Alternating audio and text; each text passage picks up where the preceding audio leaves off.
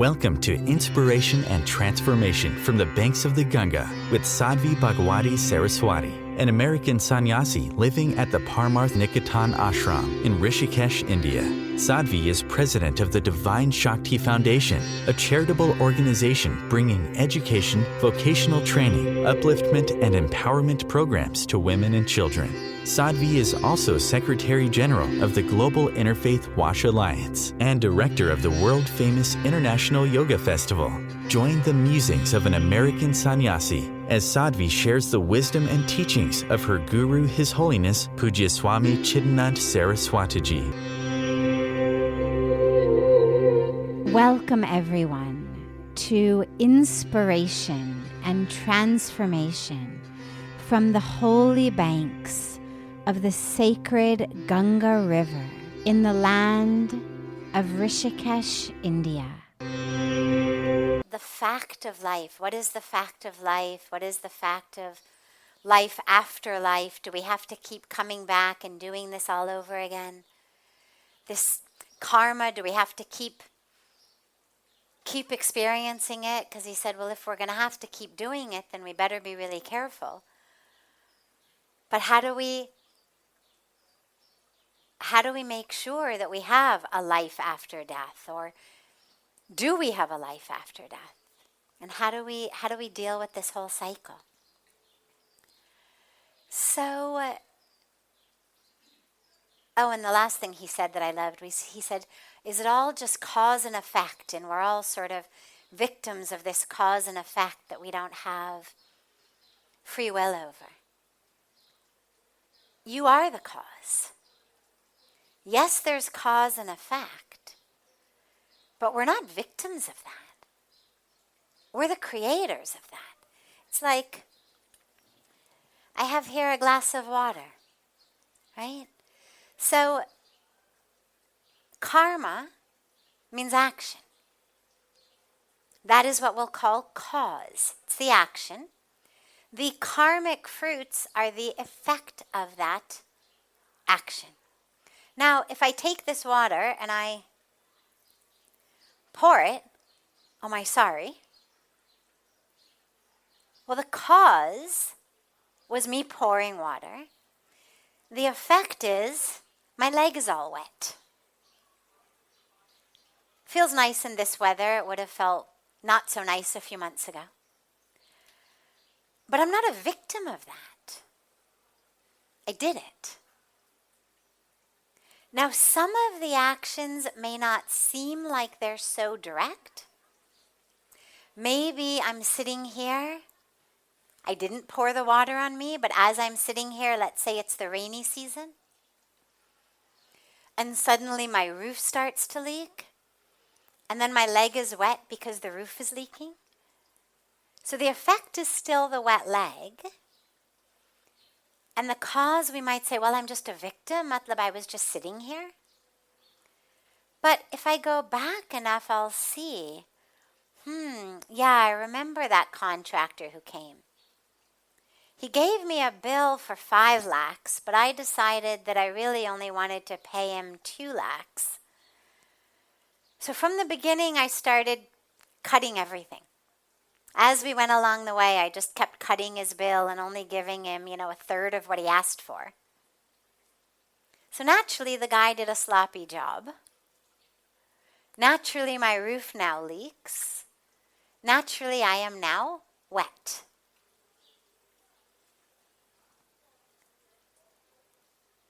We're still not victims. But there's a third aspect. The third aspect is I hired a great contractor. I paid him beautifully. He did a wonderful job. But at the same time that it was raining, there was an earthquake. And in the earthquake, the roof cracked. And as the roof cracked, the rain came down. And I got wet. Well, that isn't anything that I did, per se. But karma gives us, the fruit of karma gives us not only the immediate or short-term fruits.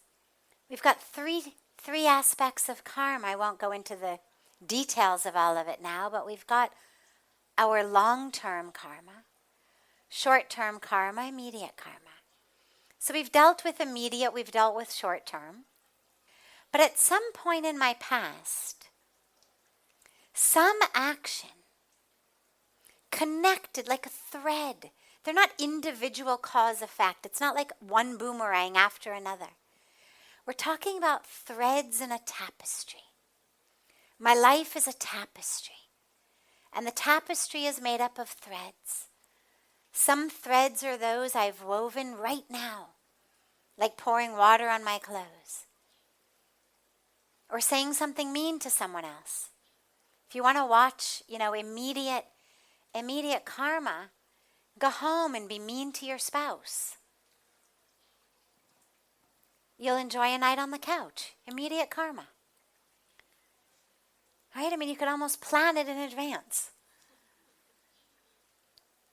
But then we've got these threads that have been woven from earlier this life, past lives that ended up making us be born in a certain situation in this life that was most conducive to our awakening. And that's the key point, is karma is not punitive. It's not about rewards and punishments, good and bad. It's, on the one hand, about simple, natural effect. You plant an apple seed, you get an apple tree. It's neither good nor bad. It just is. But then we've also got us receiving that which we need in this moment to walk closer to our destination. God realization, self-realization, enlightenment, awakening, moksha, whatever word you use.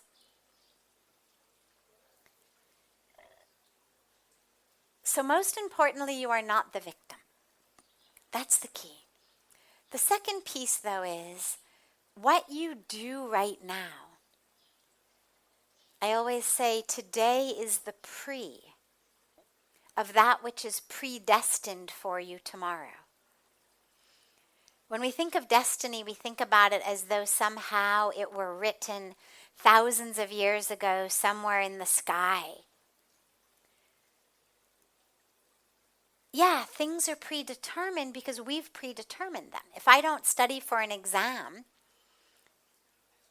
and I go out and get drunk the night before and stay awake all night and I'm hungover, you could say it's pretty predestined that I'm going to fail that exam. Not because God is after me or doesn't love me or my stars aren't in the right place,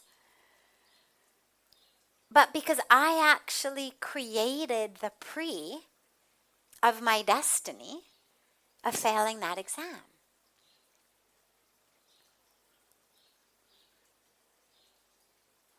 Our next life is based on that which we're doing now. Now is the pre of later this life and next life.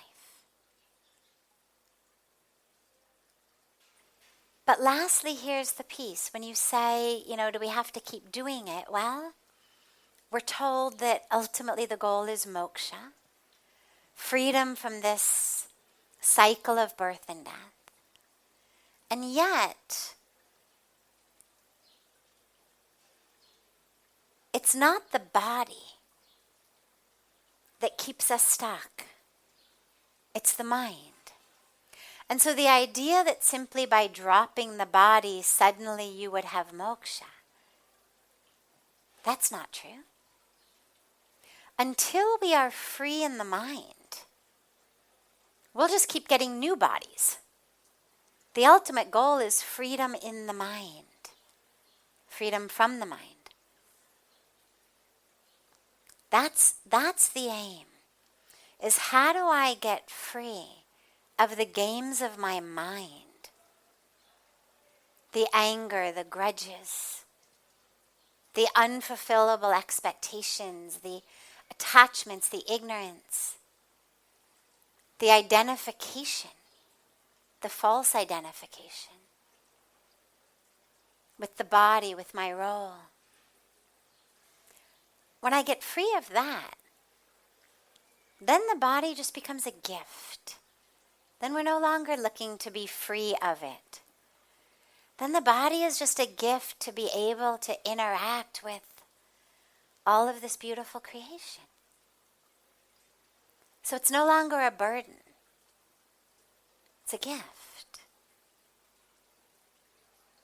So don't worry about having to keep doing it. You will have to keep doing it if you don't free yourself in the mind. And once you free yourself in the mind, you're free right now. So worry about now. And then tomorrow will take care of itself. And after you die, it'll take care of itself. But if you don't take care of the mind now, you're already in hell. You don't have to wait for death to go to hell. You're already in hell. If you're in the hell of your own grudges and your own jealousy and your own games, well, you're living in hell anyway. So we create heaven right here, right now. You're listening to OTR-FM, part of the IOM radio network. Being a radio host on IOM FM allows you to build your show on a rich platform with the power of the internet to fulfill your outreach goals and connect with a very specialized and global online audience, unlimited by time and distance. OMTimes Radio will provide you with web relevance, a recognizable conscious brand, and with the standard of excellence that has accompanied every single Circle of Hearts Radio is a sanctuary on the airwaves. Join me, Grandmother Alaya, in the circle on Sunday, 2 p.m. Eastern as I share information to both enlighten and nourish your soul. Hi, this is Christina Ricci with RAIN. Every 2 minutes, another American is sexually assaulted. If you or someone you know has been sexually assaulted, you are not alone. Help is just a call or click away through the National Sexual Assault Hotline. Please call 1-800-656-HOPE, that's HOPE, or visit RAIN.org, that's RAINN.org. Brought to you by RAIN and this station. Welcome back to Inspiration and Transformation. I'm so glad to have you all back here with me. We come across so many difficulties and have our responsibilities for our family. How can we go for salvation? Well, first of all, in Sanatan Dharma, in the Hindu tradition, we don't actually talk about salvation.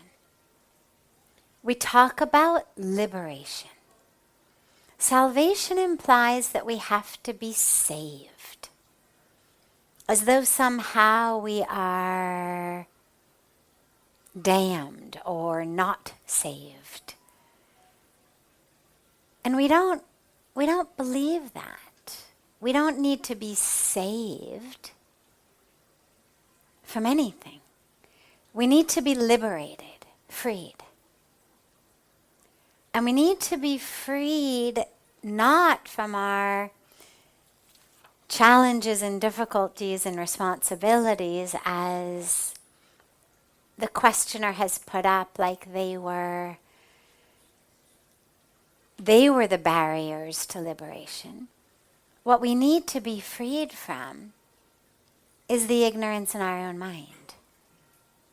And so fulfilling our responsibilities, whether to family, to the community, to the world, this goes hand in hand with liberation. This isn't something that keeps it farther from us.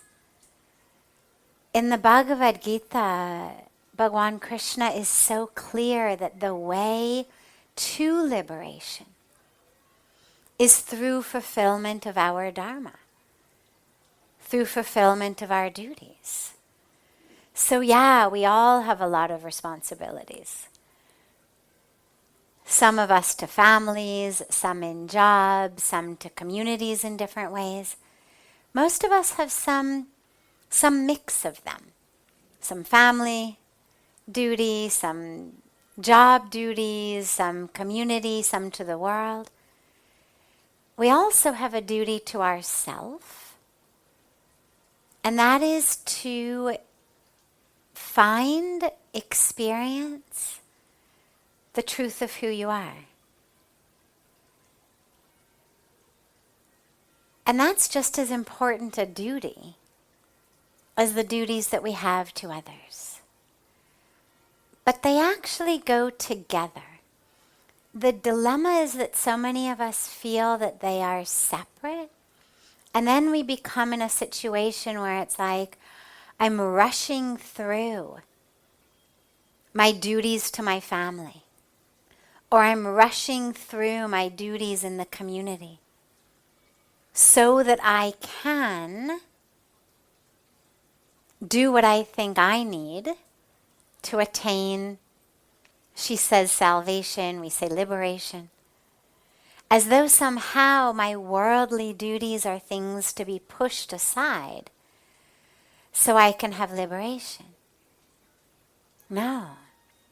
Whether it's the teachings of the Bhagavad Gita, whether it's the teachings of the Upanishads, whether it's the Puranas, whatever scripture you go to, it's full of householders, living householder lives mostly, even the divine embodiments,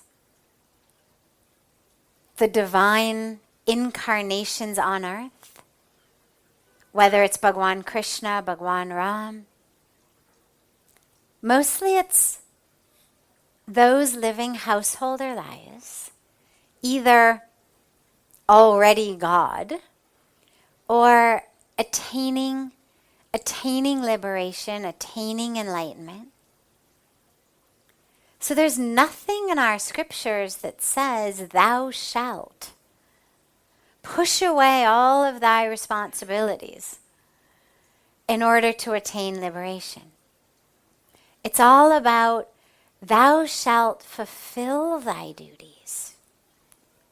And through that fulfillment, as you realize you are not the doer, as you realize that you are just an instrument in God's hands, as you realize that those you serve are not separate from you, in that fulfillment of your duty, we attain liberation. So don't think of it as, a hobby or something that you just do in the evenings and the weekends when you're free from some other responsibilities. Think about every minute and every moment as you walking toward liberation, walking toward awakening, walking toward enlightenment. Through this fulfillment of duties, through realizing I'm not the doer, God is the doer. I'm just a vehicle through which doing is happening.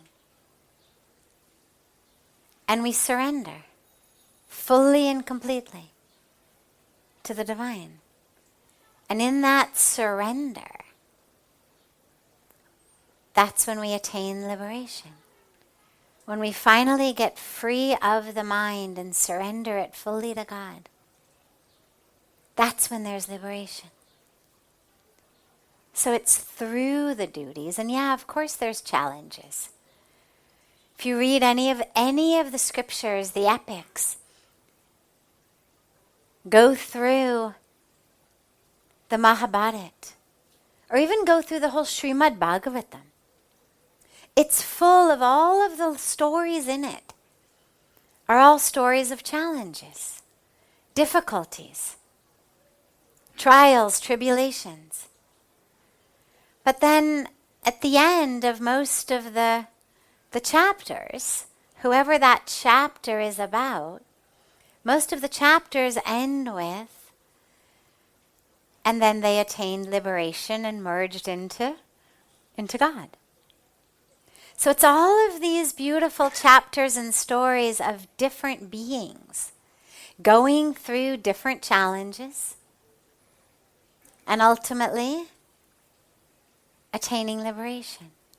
So whether we look at something as big as the Bhagavatam or something as concise as the Bhagavad Gita, or those in between, the Ramayana, the Mahabharata, it's all about challenges.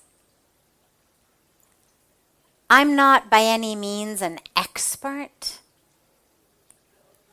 in all of the scriptures, but I've never heard of anyone, any story of the one who just lay on the beach all day and attained liberation.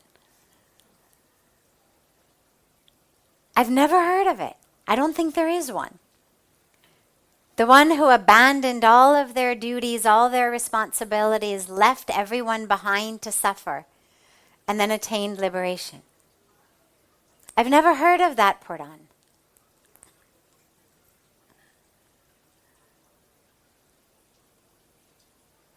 They're all full of challenges, full of struggles. And remember, when we're telling the story of God on earth, when Bhagwan Vishnu comes onto earth as Bhagwan Krishna, as Bhagwan Ram, well, clearly, he could do it however he wanted. When Shankar Bhagwan is here, in form on earth, clearly he could write the story however he wants. But all of the stories are stories of struggle and challenge. In many cases, bajpan se. When you look at Bhagwan Krishna's childhood, you look at Prahlad's childhood, even from birth. And we're given these stories, I think, so that no matter what's going on in our lives, most of us can say, well, at least I didn't have people trying to kill me before I was 5 or 6 years old. At least my own father didn't try to drown me, or my own uncle didn't try to slaughter me. Right? What most of us are going through is somewhat more mild than that. And so we're able to look at these scriptural stories and realize, okay, so even when God is on earth, here's what it looks like. And that's when we realize, yeah, challenges and struggles are part of the package. And our liberation is something we attain through that, in doing our best, fully, sincerely, while we surrender fully and recognize we're just an instrument. This is OTR-FM, part of the IOM radio network.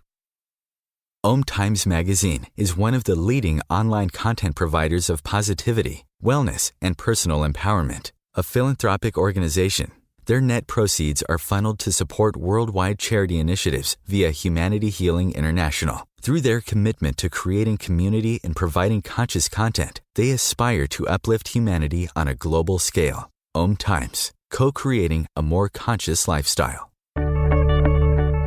Do you have time to read that inspiring book or that blog post you've been meaning to get to?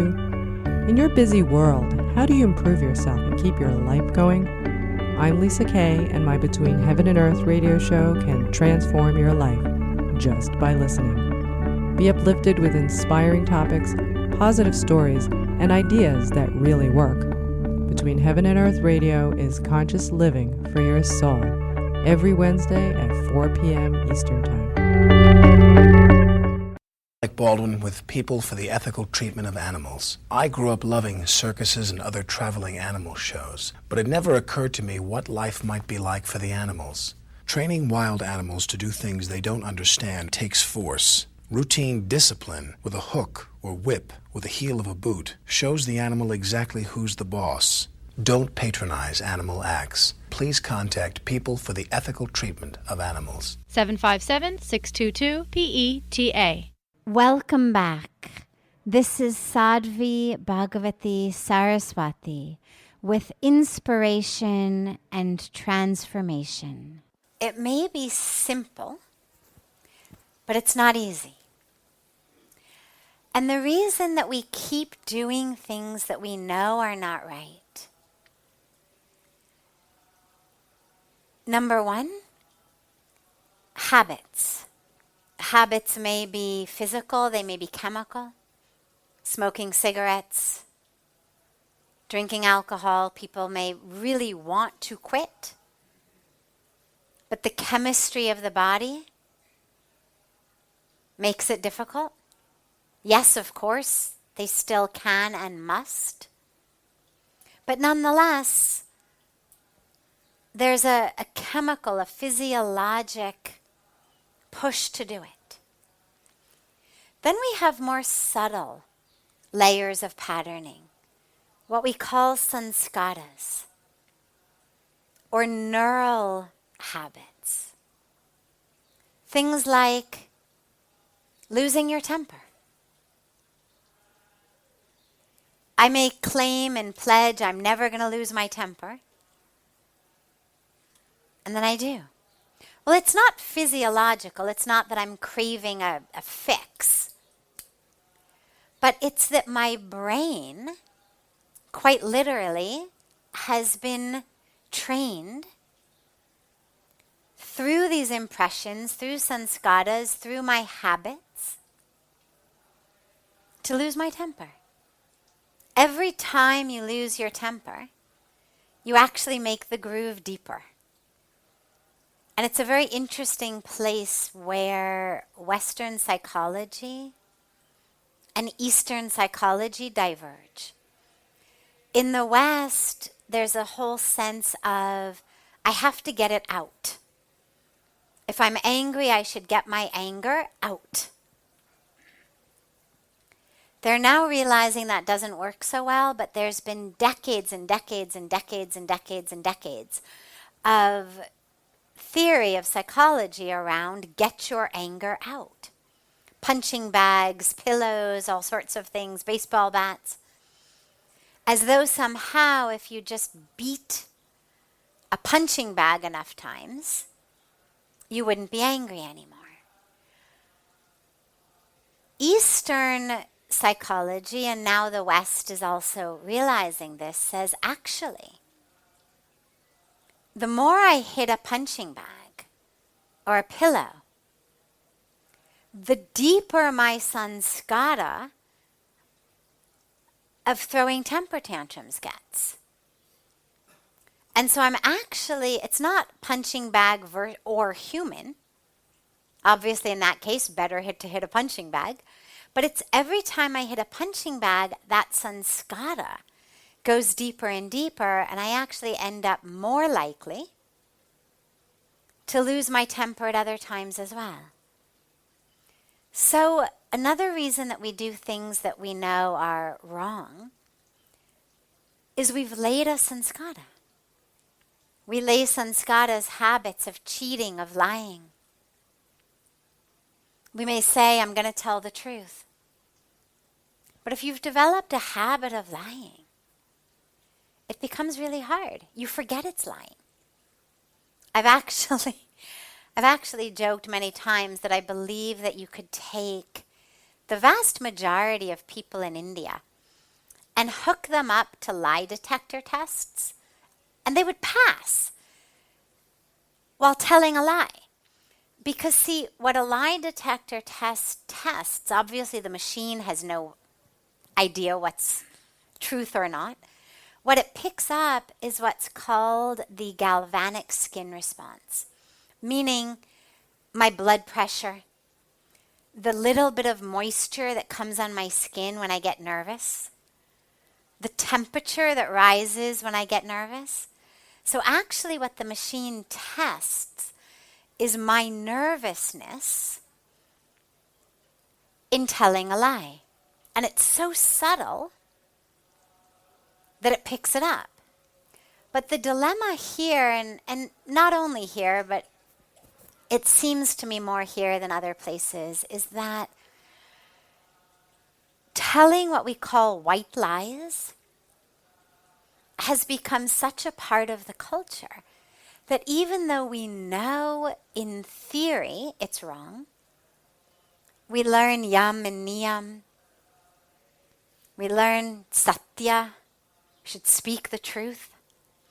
And yet, how many times are you supposed to meet someone, you're running late, the mobile rings while you're getting dressed, and you pick it up and you say, "Hum rasta pe jam mein fase hue hain." Now, I don't actually even think that most people realize that that's lying. I mean, if you say to someone, "But you lied," say, "नहीं नहीं, वो तो झूठ तो नहीं है, मैंने बस ऐसे ही कहा था कि आप शांत हो जाओ, आपको लगेगा कि हम आ रहे हैं." It's become such a deep sanskara that we don't even realize when we're doing it. And it's so common. So that's another reason that we do it, is we literally just, we do it without even thinking. And the last reason that we do it is because what we want from what we're doing, even though we know it's wrong, in that moment, we want it more than we want to do the right thing. And that tends to fall into categories like hedonism, decadence, meaning I'm living only for this moment. So maybe I'm having an affair on my spouse, let's say, cheating on the spouse. Well, I would imagine that most people who are cheating every day say, "I'm going to break it off today. I know it's wrong. I'm going to break it off." And then in the heat of that moment, in the passion of that moment, the desire, the sensual desire, takes over, and the mind says, "Chalo jaake Ganga ji mein snan karenge, aaj to yahi kar de." Because what we want in that moment is stronger than wanting to do the right thing. Now, first of all, we need to know that those are not sins that Ganga washes away. What Ganga does is purify us in such a way that we become different. It's not a sense of do a sin, bathe in Ganga, do a sin, bathe in Ganga. She doesn't wash those away. She washes away the ignorance in our mind that makes us sin. And so if we emerge from her waters truly transformed, well then unki kripa se purane file band ho jate hain. But not if you walk out and you open them again. So in terms of the second question of how to stop,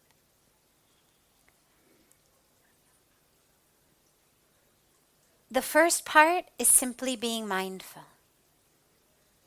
In every moment, being mindful. Not allowing yourself to get swept up by a habit, whether a physical habit, a physiologic habit, or a sanskara. the more mindful we are, the less we run on autopilot. Most people who smoke cigarettes will tell you that they are halfway through a cigarette before they even realize they're smoking.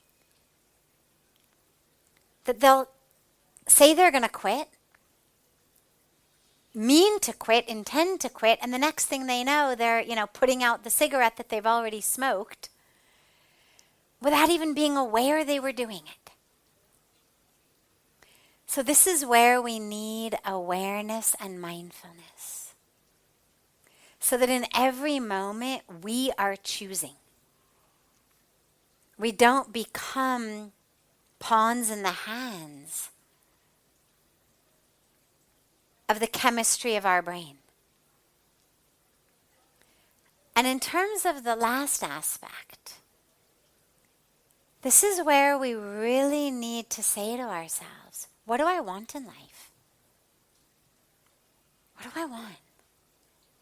I know where this path goes. But what about the other one? We're given, the Katha Upanishad, we're given this beautiful option between the path of Shreyas and the path of Preyas. Path of temporary pleasures and the path of righteousness, integrity, purity. And of course the path of Preyas, of just pleasure after pleasure, decadence, leads to misery and leads to us being stuck, not just stuck in this lifetime, but stuck in lifetime after lifetime. And the path of Shreyas leads us to liberation. But we have to choose. And so have a little bit of self-inquiry when we talk about swadhyaya. It doesn't just mean reading the scriptures, it's swadhyaya, studying the self. Why am I doing this? Kya milte mujhko? And is it worth it? Make that decision. And then stay mindful and aware so you don't find yourself running on autopilot. And it's definitely not easy in the beginning. But the beautiful thing about habits and sanskaras is, once you do it enough days in a row, it doesn't take years. It's a matter of weeks before new, strong neural networks are laid. Weeks. Just make a commitment for weeks. I'm going to change. And then for another few weeks. Do it month by month. And then you'll see. Slowly, slowly, there won't even be the inclination to go there. This is OTR-FM, part of the IOM radio network. OMTimes magazine is one of the leading online content providers of positivity, wellness, and personal empowerment. A philanthropic organization, their net proceeds are funneled to support worldwide charity initiatives via Humanity Healing International. Through their commitment to creating community and providing conscious content, they aspire to uplift humanity on a global scale. OMTimes, co-creating a more conscious lifestyle. Do you have time to read that inspiring book or that blog post you've been meaning to get to? In your busy world, how do you improve yourself and keep your life going? I'm Lisa Kay, and my Between Heaven and Earth radio show can transform your life just by listening. Be uplifted with inspiring topics, positive stories, and ideas that really work. Between Heaven and Earth radio is conscious living for your soul, every Wednesday at 4 p.m. Eastern Time. Like Baldwin with People for the Ethical Treatment of Animals. I grew up loving circuses and other traveling animal shows, but it never occurred to me what life might be like for the animals. Training wild animals to do things they don't understand takes force. Routine discipline with a hook or whip with the heel of a boot shows the animal exactly who's the boss. Don't patronize animal acts. Please contact People for the Ethical Treatment of Animals. 757-622-PETA. Welcome back. This is Sadhvi Bhagawati Saraswati with inspiration and transformation. Liberation means freedom. Pujya Swamiji always says it's not like you grow horns. Suddenly you can say, this one's enlightened, that one's enlightened. Or oh, now I'm enlightened. It's freedom. It's freedom from all of the stuff that keeps you stuck. So as long as you are living in jealousy, competition, rag and dvesh, likes, dislikes, yearnings, aversions. As long as you're living in a fear-based, stress-based, desire-based existence, as long as you are identified as the physical body, or as its role in society, or as in where it's been, its history, or its bank account, as long as you are thrown off center by anything ranging from the stock market, the weather, someone else's rude comments or actions, those are all signs that you are not yet liberated. When you are free from all of that,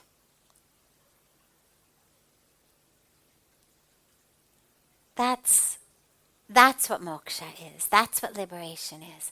Now, it doesn't mean that we're not connected. It's not a severing of ties. It's a severing of pain. There's a beautiful line in the Bhagavad Gita, actually, where Bhagavan Krishna says yoga is the severing of the union with pain. Now that's really interesting, because normally we think of yoga as union. I mean, literally the word means to unite. But here he said yoga is actually severing the union with pain. Means all of that causes us pain. Our egos, our false identifications, our sense of separateness, feeling separate from each other, separate from the divine, separate from creation, causes suffering. It's what breeds anger, lust, greed.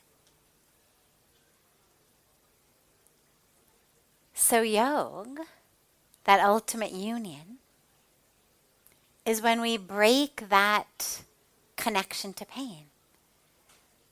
We stay connected, deeply connected, to the Creator, to creation, to ourself, to all. But we are free of that which causes suffering because we're free of the ignorance. So that would be how you know. But the benefit, the beautiful thing is it's not all or nothing. As we move, it's more like layers. So I think about it as layers being peeled back. Like petals of a flower opening, right? Petal by petal by petal. And we get free layer by layer by layer by layer. And as each layer gets peeled back, we are freer and freer. And then ultimately they all get peeled back. This is OTRFM, part of the IOM radio network. OMTimes magazine is one of the leading online content providers of positivity, wellness, and personal empowerment. A philanthropic organization, their net proceeds are funneled to support worldwide charity initiatives via Humanity Healing International. Through their commitment to creating community and providing conscious content, they aspire to uplift humanity on a global scale. OMTimes, co-creating a more conscious lifestyle. Do you have time to read that inspiring book or that blog post you've been meaning to get to? In your busy world, how do you improve yourself and keep your life going? I'm Lisa Kay, and my Between Heaven and Earth radio show can transform your life just by listening. Be uplifted with inspiring topics, positive stories, and ideas that really work. Between Heaven and Earth radio is conscious living for your soul, every Wednesday at 4 p.m. Eastern Time. Like Baldwin with People for the Ethical Treatment of Animals. I grew up loving circuses and other traveling animal shows, but it never occurred to me what life might be like for the animals. Training wild animals to do things they don't understand takes force. Routine discipline with a hook or whip with the heel of a boot shows the animal exactly who's the boss. Don't patronize animal acts. Please contact People for the Ethical Treatment of Animals. 757-622-PETA. Welcome back. This is Sadhvi Bhagawati Saraswati with inspiration and transformation. Soul purification. The soul is pure. The soul doesn't need to be purified. The soul is one with God. That is when we say we are the embodiments of the divine. When we say that we are God, I don't mean my elbow is God or my fingernail is God. Yes, they're all part of this beautiful creation, and so on some level they are God. But ultimately what we mean by that is the core of us, the soul, the essence, is one with God. And when we access our consciousness, we're able to know that and therefore experience that. That's when we talk about God consciousness or self-realization. It's to be aware of that soul, that we are not the body, we're not the drama, we are the soul. So the soul is already pure. It's the mind that has to be purified, because it's the mind that doesn't know we are the soul, that thinks we are the body, and then gets all wrapped up in the vasanas, in the desires, in rag and dvesh, our likes and dislikes. Right? In yoga, we speak about the kleshas, the 5 kleshas, the 5 afflictions that afflict us most. Avidya, ignorance, asmita, ego, rag, dvesh, likes, dislikes, and abhinivesh, this fear of death.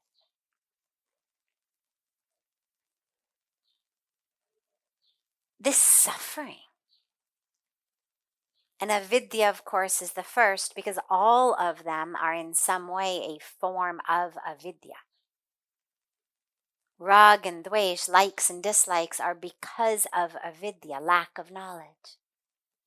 When I don't know who I am, I'm going to have preferences. I'm going to have ego. I'm going to fear the dissolution of the physical body. So when the mind is drowning in avidya, agyan, lack of wisdom, lack of knowledge, then we suffer. And so we purify the mind through our meditation, through our seva, through our yoga, through chanting japa. These are all ways to purify the mind so that we can see the truth of who we are. But don't ever let anyone convince you your soul needs to be purified. Soul is already pure. This brings to a close this hour of inspiration and transformation. Thank you so much for joining me. I'm so glad to be together with you all each week, and I look forward to being together again next Thursday, same time, on OMTimes Radio.